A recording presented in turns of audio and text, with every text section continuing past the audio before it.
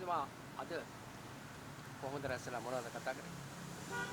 අද හර්ෂද සිල්වා මේ රටේ ප්‍රජාතන්ත්‍රවාදය වෙනුවෙන් හිටගත්තා. තදින්ම හිටගත්තා. මොකද රටේ ආන්දෝලනාත්මක මේ ගනුදෙනුව පිළිබඳව ඒ කියන්නේ ඩොලර් මිලියන 2.5ක හොරකම සම්බන්ධයෙන් අපි මුදල් අමාත්‍යාංශයේ ලේකම්තුමාට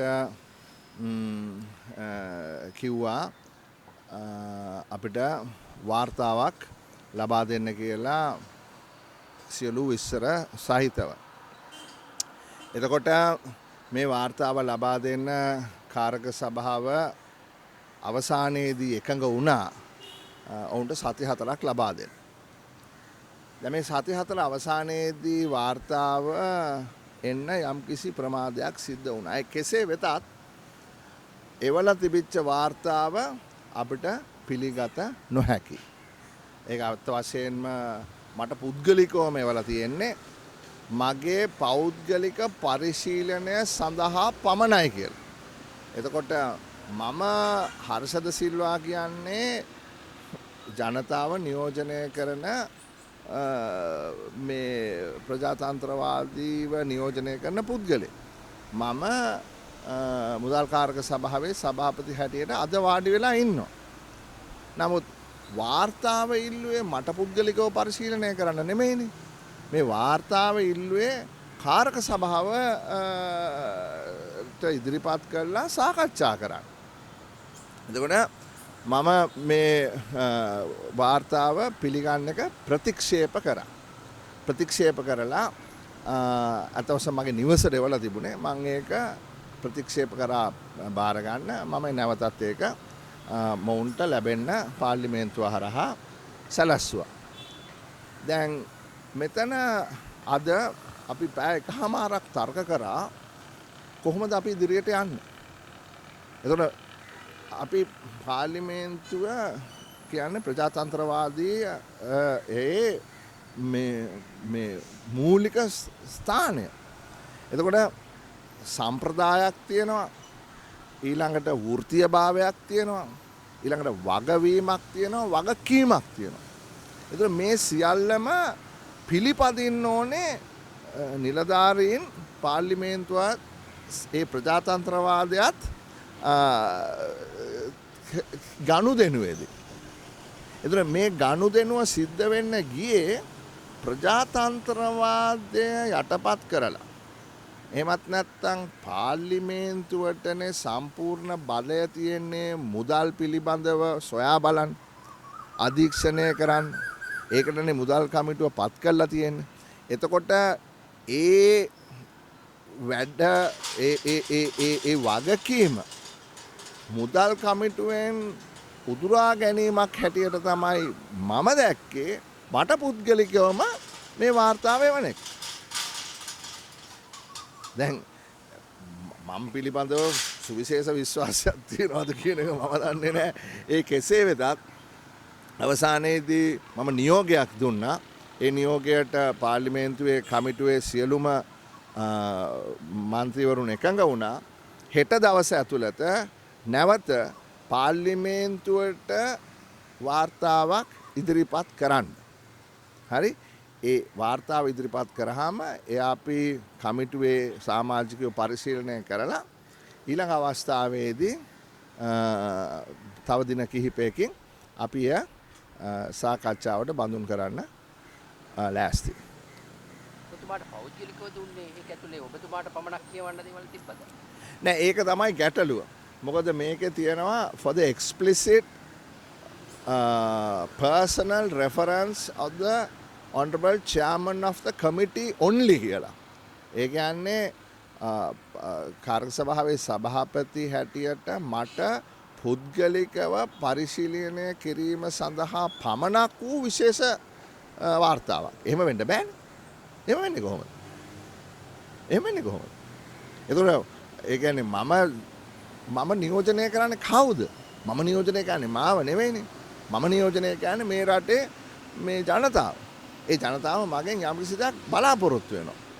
සභාපති හැටියට මුදල් කමිටුවේ රාජ්‍ය මුදල් පරිශීලනය කිරීම රාජ්‍ය මුදල් වල වගකීම සොයා බැලීම සම්බන්ධයෙන් මුදල් කමිටුවට වගකීමක් තියෙනවා. මට ඒ වගකීම පුද්ගලිකව ගන්න හැකියාවක් නැහැනේ.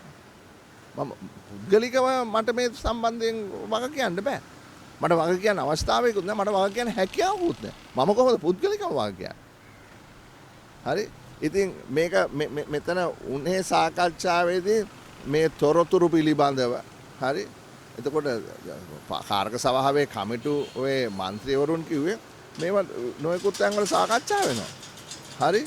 අපි ඊයේ දැක්කා මහ බැංකුවේ අධිපතිවරයා දැන් 360 මේ සම්බන්ධයෙන් ඍජුවම පිළිතුරු දෙනවා. මේ අර කලින්දුගේ මේ ප්‍රශ්න කිරීමේදී. එතකොට මේක කිසිසේත්ම මේ ජනතාවගෙන් වසන් කරලා කරන්න අවශ්‍ය දෙයක් නෙමෙයි.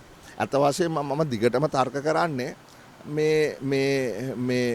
මේ සාකච්ඡාව ජනතාවට විවෘත විය යුතුයි. මේ වාර්තාව පාර්ලිමේන්තුවට ලබා දීමට හැකියාවක් තිබිය යුතුයි. ඉතින් මේකේ තර්ක විතර්ක මතුවෙනවා මේ නොයෙකුත් කමිටු සමාජිකයන්ගෙන් අපි ඒක සම්බන්ධයෙන් සාකච්ඡා කරනවා ඉදිරියේදී. නමුත් ඕක තමයි උනේ මට ඇත්ත වශයෙන්ම නිහතමානීව සතුටුයි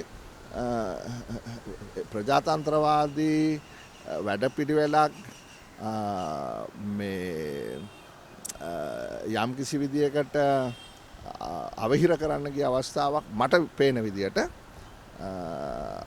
එය පරාජය කරලා ජනතාවගේ පැත්තෙන් හිට ගන්න ලැබීම පිළිබඳව. දැන් මේ සිද්ධිය වෙන්නේ දෙසැම්බර් ජනවාරියට. එතකොට වෙලත් දැන්ට වෙදී අවුරුද්දෙන් භාගයකුත් ගිහිල්ලා මේ අවුරුද්දේ. ඇයි මෙච්චර කල්? එතකොට තවත් කල් යනවා. නෑ ඒක තමයි මම කියන්නේ. දැන් මේ සම්බන්ධයෙන් දැන් ඒකනේ මම කිව්වේ සම්ප්‍රදාය කියලා එකක් තියෙනවා. පාර්ලිමේන්තු සම්ප්‍රදායික වාර්තාවක් දෙන්නේ කමිටුවකට. පුද්ගලයෙක්ගේ මේ ගෙදරට ගෙනල්ලා දෙන්නේ නෑ. ඊළඟට වෘත්තීයභාවයක් තියෙන්න ඕනේ. එතකොට ඒ වෘත්තීයභාවයට අනුව ඒ වෘත්තීයමය වශයෙන් වාර්තාව සකස් කරලා ඒක ඉදිරිපත් කරන්න ඕනේ. හරි ඒකට යම්කිසි කාලයක් ගන්න ඕනේ. සති 4ක් ගත්ත එක මං හිතන්නේ වැඩි වෙලාව. හරි නමුත් ඒක අපි කමිටුවක් හැටියට ලබා දුන්නේ අපි බලාපොරොත්තු වුණා මේක හරි ආකාරයෙන් මේක අපිට ඉදිරිපත් කරයි කියලා. ඊළඟට වගකීමක් ගන්න ඕනේ මේ රෙස්පොන්සිබිලිටි එකක් තියෙන්න ඕනේ. මොකද්ද මේ ඉදිරිපත් කරන්නේ වගවීම accountability එකක් තියෙන්න ඕනේ. හරි ඉතින් මේ හතර මත තමයි අපේ මේ ගනුදෙනුව සිද්ධ විය යුත්තේ. එතකොට මන් දන්නේ මේ පත් වෙලා ඉන්න නිලධාරීන්ට අත වශයෙන්ම මේ පිළිබඳව කොච්චර එක්ස්පීරියන්ස් එකක් තියෙනවද? හරි ඇයි මේ වාගේ වාර්තා ඉදිරිපත් කරන්නේ? ඉතින් මෙතන මේ මම ඊට වඩා මේ සම්බන්ධයෙන් කතා කරන්න කැමති නෑ. නමුත් ලියුම කඩලා බැලුවේ නෑ. ආපහු යවුවා. ඒකද කරේ? නෑ දැන් ලියුම කඩන්න නැතුව මම දන්නේ නැහැ ලියුම ඇතුලේ තියෙන්නේ මොකද්ද කියලා. හැබැයි කවර් ලෙටර් එකක් තිබ්බා. හරි කවර් ලෙටර් එකේ තියෙනවා මේක පරිශීලනය කරන්න පුළුවන් මට පෞද්ගලික විතරයි කියලා. හරිද මම ඒක ආයෙත් ඇරියා. ඇරලා බැලුවේ නෑ මොන ඔබතුමාට තියෙන පෞද්ගලික කාරණා. නෑ මට පෞද්ගලිකව මේක අවශ්‍යතාවයක් නෑනේ නිරෝෂන්. මේක මම පෞද්ගලික ඉල්ලපු දෙයක් නෙමෙයිනේ. ඉතින් මම කිව්වේ මෙන්න වාර්තාව නැවතත් මේක සබ්මිට් කරන්න අපිට මේ මොකද්ද මේ කාරක සභාවට මේ බෙදා ගන්න උන්ට පරිශීලනය කරන්න පුළුවන් වෙන්නේ. දැන් ඔබතුමා අපේ පසුගිය දවසේ විදේශගත වෙලා ඉන්නේ. ඩොලර් එක උඩේ ගියා, පල්ලෙහා ගියා. අපි දන්නේ ඔබතුමා මොනවා කිව්වද කියලා නෑ මෙහෙමයි. මේකේ දෙකක් තියෙනවානේ ඩොලර් එක කියන එක ෆන්ඩමෙන්ටල්ස් වලින් උඩට පල්ලෙහාට යන්න හේතුවක් තියෙනවා. අපේ ආනයන වලට වඩා අපනයන අඩු නම් අපේ රෙමිටන්සස් අඩු නම් ටුවරිසම් අඩු නම් එතකොට යම්කිසි අපිට ගන්න ඩිරෙක්ෂන් එකක් තියෙනවා. හරි එතකොට මේක මේ මෙහෙම ඩිරෙක්ෂන් එකකට මෙහෙම යනවා කියලා හිතමු. එතකොට මේ ඩිරෙක්ෂන් එක වටේට යම්කිසි උච්චාවචනයක් තියෙන්න පුළුවන්. උඩ පල්ලෙහා යන්න පුළුවන්. එතකොට මේ උඩ පල්ලෙහා යෑම යම්කිසි විදිහකට කන්ට්‍රෝල් කරන්න පුළුවන් මහ බැංකුවට එදිනෙදා ෆොරෙක්ස් මාකට් එකට ඩොලර් මේ එක්කෝ වැඩිපුර දාලා එහෙමත් නැත්නම් ෆොරෙක්ස් මාකට් එකෙන් ඩොලර් නැවතත් මේ මිලට අරගෙන ඒවා මහ බැංකු ලෝකේ හැමතැනම අර වොලටිලිටි එක උච්චාවචනය අඩු කරන්න කරනවා. නමුත් මෙතන වෙලා තියෙන්නේ මම අත් වශයෙන්ම රට ගිහිල්ලා ආපු ගමන් හැන්දෑවේ කෙලිම පාර්ලිමේන්තුවට ඇවිල්ලා තමයි කිව්වේ ඕගොල්ලොන්ට බැරි වෙලා තියෙනවා වෙළඳ පොලේ විශ්වාසය රැක ගන්න. වෙළඳපොලේ විශ්වාසය ගිලිහිච්ච නිසා තමයි අපනයනකරුවෝ ඩොලර් ටික ලංකාවට එවන්නේ නැත්තෙත් ආනයනකරුවෝ වහාම ඩොලර් ලබා ගන්න මහා ලොකු උනන්දුවක් දක්වන්නේ. ඉතින් මේ මාකට් එකට එහෙම නැත්නම් වෙළඳපොලට කරුණාකරලා විශ්වාසය ලබා දෙන්න. හරි මොකද විශ්වවිද්‍යාලය පොතේ තියෙන එකයි මාකට් එකේ තියෙන එකයි සම්බන්ධයක් තියෙන එක ඇත්ත. ඒ වුණාට ඒක වැඩ කරන්නේ වෙන විදියකට. හරි සමහරු කියලා තියෙනවා ඇනිමල් ඉන්ස්ටින්ක්ට් කියලා එකක් තියෙනවා වෙළඳපොලේ ඒ සමාජිකයන්ට. දැන් මං කියනද වෙන දෙයක්. දැන් තාම මේ කට්ටියට මේ විශ්වාසය ගොඩනගා ගන්න පුළුවන් වෙලා නැහැ. හරිනේ? දැන් හෙට අනිද්දා වෙනකොට කලින් අරපු LC දැන් එනවා මාකට් එකට. හරි? දැන් මේ මාසේ මැද වෙනකොට LC මහා ගොඩක් එයි වාහන ඉම්පෝර්ට් කරන්න අරපු LC. හරි එතකොට මාකට් එකේ ඩොලර් වලට ඉල්ලුම හෙට අනිද්දා වෙනකොට කොහොමත් වැඩි වෙනවා. ඒතර දැන් මෙතන වෙලා තියෙන්නේ හරි දැන් ඇමරිකාවෙන් එනවා IMF එකෙන් $1 මිලියන 700ක්ද කොහෙද?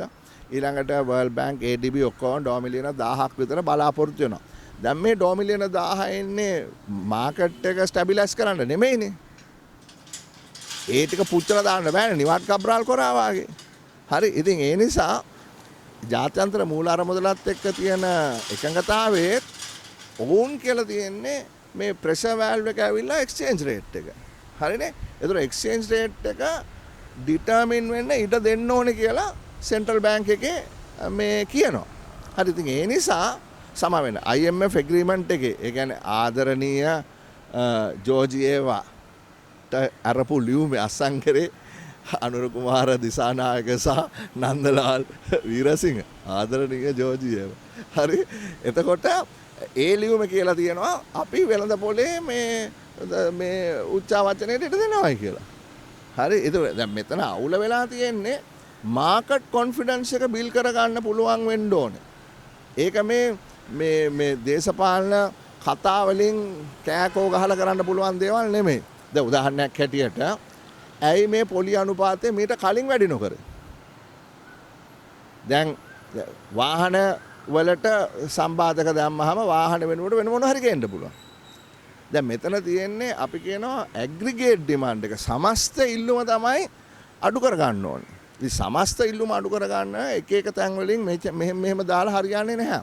ඒකට සමස්ත ඉල්ලුම බලපාන තීරණ ගන්න මහ බැංකුවට හැකියාවක් තියෙනවා. ඊට පස්සේ මහ බැංකුව මං හිතන්නේ මීට කලින් මේ වැඩේ කරා නම් මේක මෙච්චර අවුල් වෙන්නේ නැහැ. ඉතින් ඒක ඒගොල්ලොන් මේ සාකච්ඡා කරලා කරන්න ඕන දෙයක්. මං ඒක ගැන ඇඟිලි ගහන්න බලාපොරොත්තු වෙන්නේ නැහැ. නමුත් රාජ්‍ය තවත් එකඟ වෙලා තියෙනවා මේ කොච්චර රුපියල අවප්‍රමාණ වුණත් සාමාන්‍ය කනබොන මිනිස්සයාට දෙන සහනාධාරය සීමා කරලා තියෙනවා. හරිනේ? සහනාධාරය සීමා කරලා දෙනවා. රුපියල් බිලියන 57යි තියෙන සම්පූර්ණයෙන්ම ඉන්ධන සහනාධාරයට. රුපියල් බිලියන 15යි තියෙන සම්පූර්ණ මේ විදුලි බිලේ සහනාධාරයට. ওই ටික ඉවර වෙච්ච ගමන් සහනාධාරය අවුට්. හරිද? ඒක සැප්තැම්බර් මාසේ ඉවර වෙන්න කලින් ඉවර වුණේ නැත්තම් සැප්තැම්බර් විරනකොට සහනාධාරය අවුට්. එහෙම නැත්තම් සල්ලි ටික ඉවරුනොත් සැප්තැම්බර් වලට කලින් ඒත් සහනාධාරය අවුට්. එතකොට දැන් මෙතන තියෙන්නේ එක පැත්තකින් රනිල් වික්‍රමසිංහ ජනාධිපතිතුමා අස්සම් කරපු වැඩපිළිවෙලත් එක්ක යනවනම් ඒක ඒ විදිහට යන්න ඕනේ. හරි? නව ලිබරල් නම් නව ලිබරල් පාරේ යන්න ඕනේ. හරි මේගොල්ලෝගේ සමාජවාදය නම් ඒ පාරේ යන්න ඕනේ. ඒකනේ මම හැම වෙලාවෙම කියන්නේ මෙතන මේ පල්ලියේ ෆාදර් පන්සලේ බණ කියන්න හදනවා වගේ වැඩක් මෙතන අවුලක් වෙලා තියෙන කියලා. දැන් මෙතන වෙලා තියෙන්නේ NPP එකයි JVP එකයි මම දන්නේ ඒගොල්ලන්ගේ කොයි විදියට මේක ඇතුලේ අර්බුදයක් තියනවද නැද්ද කියලා. නමුත් ඒගොල්ලන්ට හරියට මේක හැන්ඩල් කරගන්න බෑ. මේ කට්ටිය තේරුම් අරගෙන නැහැ කොහොමද මේ මාකට් එක ඇත්ත වශයෙන්ම මේ කළමනාකරණය කරගන්නේ කියන එක. හරි? ඉතින් එතන තමයි මේ අවුල තියෙන්නේ. එතනයි මේ අවුල තියෙන්නේ. හරි? ඉතින් තව ප්‍රශ්න ගොඩක් තියෙනවා ඉස්සරහට. සෙස් එක අයින් කරනවා. සෙස් එක අයින් කරනකොට දේශීය නිෂ්පාදකයාට මොකද්ද වෙන්නේ කියන ප්‍රශ්නේ තියෙනවා. එතෙන්දී අපිට දේශපාලන වශයෙන් ඒ කියන්නේ පොපියුලිස් පොසිෂන් එකක් ඕනනම් ගන්න පුළුවන්. එහෙම නැත්නම් දීර්ඝකාලීනව ලංකාවට හොඳ පොසිෂන් එකක් ගන්න පුළුවන්. එහෙම ගන්නවා නම් කොහොමද මේ දේශීය ව්‍යවසායකයාගේ ප්‍රශ්නේ බැලන්ස් කරන්න කියන එක ගැන ගැඹුරෙන් හිතන්න ඕනේ. මන් දන්නේ මේ මිනිස්සුන්ට මේක දේ හරියට තේරෙනවද කියලා. ඔන්න ඔක තමයි තියෙන අවුල. ඒ කියන්නේ ආයේ තෙල් මිල වැඩි වෙයිද ඔය කියන්නේ? තෙල් මිල වැඩි වෙනවා කියන එක මගෙන් අහන්නේ මොනවටද? තෙල් මිල වැඩි වෙනවා තමයි. මේ කට්ටිය වැඩි කරනවා. අනිවාර්යෙන්. අනිවාර්යෙන් වැඩි කරනවා. මේ සබ්සිඩි එක අයින් කරනවානේ. ඒ සබ්සිඩි එක අයින් කරාම වැඩි වෙන්න එපා. ඒ කියන්නේ අපි හිතමු මේ ගණන් වලට දැන් තෙල් මිල ඉස්සරහට පල්ලෙහාට බැස්සත් CPC එකේ ලොස් එකක් තිබ්බා නම් ඒ ලොස් එක රිකවර් වෙනකන් තෙල් මිල අඩු කරන්නත් බෑනේ. හරි. ඒතකොට දැන් මේගොල්ලෝන් තේරුම් ගන්නවා. දැන් මේකනේ අපි කියනකොට මේවා අන්න ජනාධිපතිවරයා යනවා ආවනම් කියන්න තිබ්බම අපි කියන්න මතන්නේ මොකද්ද කියලා අන්න ගියා. එනවනම් කියන්න තිබ්බා. හැබැයි මම කියන්නේ ඒක තමයි අපි ඉදිරිපත් කරේ මේ සමාජ වෙළඳපොළ ආර්ථිකය කියන එක. මේ සමාජ වෙළඳපොළ ආර්ථිකය කියන එක අපි ඉදිරිපත් කරා මිනිස්සු කිව්වා නෑ ඕගොල්ලෝ මොනවද මේ කතා කරන්නේ අන්ඩර් සහෝදරයා කිව්වා ඩීසල් මිල අඩු කරනවා අන්ඩර් සහෝදරයා කිව්වා ලයිට් බිල 3න් 1කින් කපනවා අන්ඩර් සහෝදරයා කිව්වා මොනවාද කෘෂිකර්ම භාණ්ඩවල වැට් එක අයින් කරනවා අන්ඩර් සහෝදරයා කිව්වා අරක දෙන්නම් මේක දෙන්නම් කියලා කිව්වා දැන් අන්ඩර් සහෝදරයා මෙන්න කොන්වෝ එකෙන් කඩාගෙන විදගෙන ගියා අන්තිමට මිනිස්සු කල්පනා කරනවා යකෝ මොකද අපිට උනේ කියලා. හරි මං කියන්නේ මෙච්චරයි. දැන්වත් අපි යථාර්ථය පිළිගමු. හරි අපි අමාරු තැනක ඉන්නේ මේකෙන් ගොඩ එන්න පුළුවන්. මේක ගොඩ එන එක මාළුකු අවුලක් නෙමෙයි. ඒක කරන්න පුළුවන්. හරි මේ රට ගැන මේ ජනතාව ගැන දැඩි විශ්වාසයක් තියෙන නිසා තමයි මම මේ දේශපාලනය කරන්නේ. හරි මන්ට දකින්න විදිහට මේක ගොඩ ගන්න එක මහා ලොකු කාරණාවක් නෙමෙයි. හැබැයි හරියට මේ වැඩේ කරන්න ඕනේ. එහෙනම් එච්චරයි අදට. Thank you.